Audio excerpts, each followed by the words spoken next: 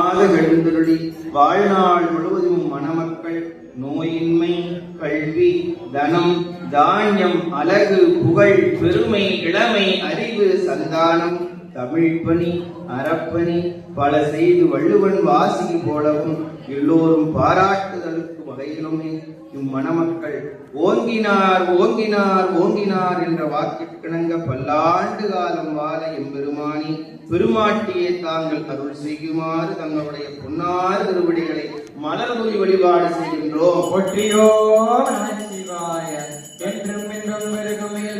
திருத்தாடி தாடி கட்டும் போது எல்லாருமே எழுந்து நின்று உங்களுடைய செருப்பு காலில் போட்டுள்ள செருப்பெல்லாம் மிதியடியெல்லாம் கழட்டி விட்டு உங்களுடைய குலதெய்வத்தையும் அம்மையப்பரையும் உங்களுடைய தாய் தந்தையரும் நன்றாக வேண்டிக் கொண்டு உங்களை போல வாழ வேண்டும், உங்களை விட மேன்மையாக மணமக்கள் வாழ வேண்டும் என்று நீங்கள் வாழ்த்துங்கள்.